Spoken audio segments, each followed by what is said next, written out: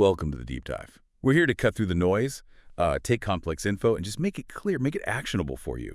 Today, we're plunging into a real political storm that's gripping Thailand right now. Our deep dive today, it's built on analysis from some top Thai media. The Standard, Prachathai, Thai Roth, Post Today. You know, the main players, plus insights from government statements, academics, and definitely the financial markets. You can really see the tremors there. Yeah, and our mission today is basically to unpack this critical situation around Thailand's Prime Minister, Paetongtarn. It all kicked off after this controversial leaked audio clip surfaced. We're going to explore the three main paths everyone's debating for the government's future and look at what each one really means for Thailand, for its people, and of course, its economy. We really want to help you understand what's truly at stake here, beyond just the headlines. Okay, so let's get into it. How did what sounds like a private phone call just, explode into this huge national issue? Where did this crisis begin? Right, so the heart of it all, this political maelstrom, it's this private phone conversation between Prime Minister Paetongtarn and the Cambodian Senate president, who's also the former PM, Hun Sen. And somehow this very sensitive chat got out into the public domain. It's pretty striking, actually, how fast it all escalated. I mean, a private talk suddenly becomes a full-blown national crisis. The leak immediately sparked this huge public dissatisfaction. People started calling for the PM to take responsibility, either step down or dissolve parliament, call new elections. And the markets reacted instantly. Oh, absolutely. Thai stocks just plummeted. Over 40 points down in just 2 days. That brings the year-to-date loss to over 23%. That makes it one of the worst performers in the region, actually. Wow. And the Thai baht weakened too. It clearly reflects this growing investor concern about, the political uncertainty. And it wasn't just the markets, right? The political fallout was fast too. I read the Bumjaipai Party, a really key coalition partner, reportedly pulled out of the government. That must complicate things. It does, yeah. It changes the numbers. Well, so what exactly was in that conversation that, crossed the line for so many people? What made it such a political bomb? Well, there were a couple of key things. First, comments from the PM saying she was willing to, quote, do anything you ask for Hun Sen. Okay. And maybe even more damaging remarks about the commander of Army Region 2, calling him not on our side and someone who just speaks to sound cool. Oof. Discussing internal military stuff with the foreign leader. Exactly, especially one from Cambodia, given the ongoing border disputes. Critics jumped on it immediately, questioning her stance on national sovereignty, the appropriateness of it all. It looked like a huge breach of trust of protocol. Right. So with all this pressure, this leaked audio, the government's really cornered now. Analysts are talking about three main ways out of this crisis. Each one sounds like it has its own big risks and maybe some rewards. That's typical in parliamentary systems, yeah. When a government faces this kind of heat, this intense pressure, there are usually three main options on the table. You can try a cabinet reshuffle, the prime minister can resign, or you dissolve parliament entirely and go for new elections. Okay, so let's dig into those. The first one, some people are calling it the lightest touch, maybe staying put, but making some changes. Option one, stay and fight cabinet reshuffle. Exactly. The government could try to just, ride out the storm, maybe shuffle the cabinet around a bit, try to strengthen their position, deal with some internal dissent, perhaps. Even without Bumjaipai, the Pheu Thai party leading the government, technically still has a slim majority in parliament. We're talking maybe 255 to 261 MPs out of 495. And they only need 248 for a majority. Right. So technically, on paper, they can keep governing. They could avoid an immediate election that way. I did see the Prime Minister put out an apology recently, though interestingly, it was framed more as an apology for what happened, not quite admitting wrongdoing.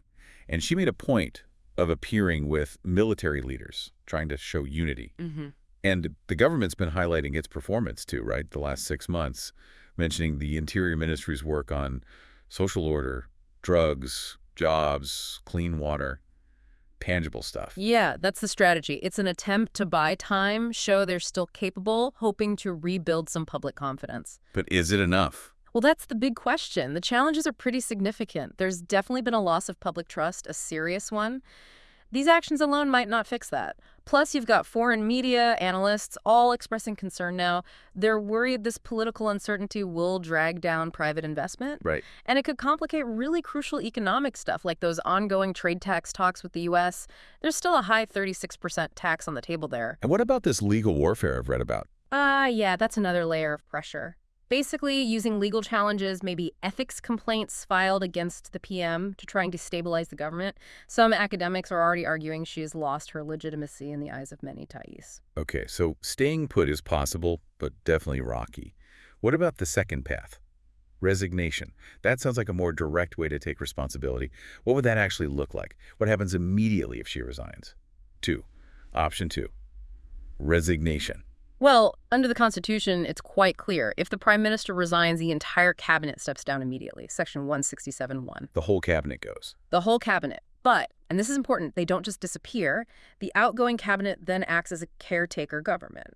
They stay on, but with limited powers until a new government is formed. Okay, caretaker. What does limited powers mean in practice? It means they can't approve big new projects that would tie the hands of the next government financially. They also can't make senior appointments without getting approval from the Election Commission, especially if an election is coming up. And crucially, they can't approve the annual budget unless it's an absolute emergency. So it keeps the lights on, but not much more. It's a holding pattern, really. Pretty much, yeah. So if she steps down, how does Thailand actually pick a new leader? What's that process? Okay, so members of parliament, the MPs, they propose candidates. These candidates have to be either party leaders or someone named on their party's pre-election list for PM. Each nomination needs quite a bit of backing support from at least 1/10 of all MPs. That's 50 out of 500 right now. Are there many potential candidates on those lists currently? There are 6 names currently on those lists. Anutin Chanvirakul, Chaikasan Tasiri, General Prawit Wongsuwan, General Prayut Chanocha, Pirapan Silarathavifak, and Juran Laksana was it. Though, if the current PM resigns and they pick from that existing list, it probably narrows. General Prawit, for instance, reportedly doesn't have the needed 25% MP support, so maybe 5 realistic options. I see. Some academics are saying this is the best option. Resignation. Yeah, some argue it's the cleanest way to show political responsibility, and it avoids that potentially long power vacuum you might get with dissolving parliament. Plus, it allows for a leadership change within the existing constitutional framework. Markets usually prefer that kind of predictability, even in a crisis, over, total upheaval. Okay, which brings us to the third option, the most drastic one, it sounds like. Dissolving parliament, calling new elections. Who's pushing for that, and what are the big dangers people are worried about? Option 3, dissolve parliament. Well, the argument for dissolution is basically, let the people decide. Proponents say it's the ultimate way to return power to the voters. Get a government with a fresh, undisputed mandate, which could be seen as really important for tackling sensitive things like those Thai-Cambodian border issues we mentioned, or tricky international trade deals. You need a strong mandate for those. Right. I saw the People's Party came out publicly saying resignation isn't enough. They're demanding dissolution, basically. Their argument is that a caretaker government can handle the day-to-day stuff just fine, so holding elections isn't really a problem. That's their position. But a lot of experts are warning against this path, quite strongly, actually. Why? What's the big fear? The main concern is that dissolving parliament now, in this climate, could plunge the country into widespread political chaos. And critically, this is the really worrying part for many. It might create the conditions for an extra constitutional intervention. You mean a coup? That's the fear, yes. It's a persistent concern, isn't it? Rooted in Thailand's recent history. It explains why so many experts are emphasizing sticking strictly to democratic processes. Wow. And beyond that huge risk, there's also the practical concern of having a long period without a fully empowered government. That could really hurt economic recovery efforts. And from the government's own perspective, dissolving now probably isn't great for them electorally, right? Highly unlikely to be their preferred choice, no. They'd probably be at a disadvantage. So they likely wouldn't choose dissolution unless they felt completely forced into it. So running through all these options, reshuffle, resign, dissolve, there's this constant, really concerning undertone in a lot of the analysis we looked at, this fear of another military coup. It keeps coming up. Why is that concern so persistent? And what would the fallout be if that actually happened, the overriding fear? A coup. It's a crucial question, and several academics we read were incredibly explicit about this. They warned that a coup is absolutely not a solution. It would be catastrophic for Thailand. Catastrophic how? Well, they emphasized it would severely damage the economy, almost certainly lead to international sanctions, really undermine Thailand's standing globally, and it wouldn't solve any existing problems. It would just create even bigger ones. They stress that military intervention is fundamentally an act of rebellion. It's a crime punishable by severe penalties under the law. It's completely outside the democratic constitution. So the message from analysts, especially to, say, the business community, is pretty clear. Very clear. They're basically saying the business sector needs to speak out strongly against any talk of a coup because it just introduces this unpredictable chaos that's far, far more damaging than any constitutional change of government, no matter how messy that process might seem. Right. It's that fear of the unknown versus a difficult but known process. Exactly. And what's really fascinating here is watching this tension play out between wanting stability, needing stability, but also demanding accountability from the government. So while you get these different opinions on the best immediate path, reshuffle, resign, dissolve, there seems to be a pretty strong consensus among many experts on one critical point: Don't you? the absolute necessity of sticking to the constitutional processes.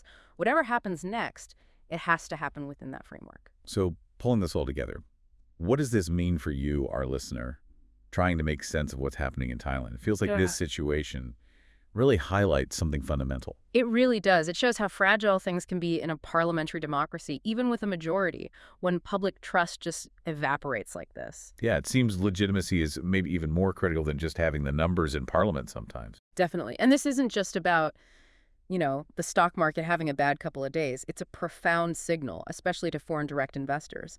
They're watching this and they're forced to reassess Thailand's long-term political stability. That could mean billions in capital getting rerouted elsewhere. So it encourages us to look past the immediate drama. Yeah, exactly. Look beyond the immediate reactions and think about the wider implications of each possible solution. Whether they reshuffle, the PM resigns, or they dissolve parliament, each path has its own unique set of risks, its own opportunities. And all the while, that specter of extra-constitutional action, the coup scenario, it just looms there as the absolute least desirable outcome for almost everyone involved. So we've taken a deep dive today into the complexities of Thailand's political crisis. We've explored those three potential paths forward and heard those urgent warnings against any thought of a coup. It's a really vivid reminder, isn't it, that political stability isn't simple. It's this mix of public trust, economic reality, and just the basic mechanics of how government functions. And it leaves us with a pretty important question, I think, for you to consider.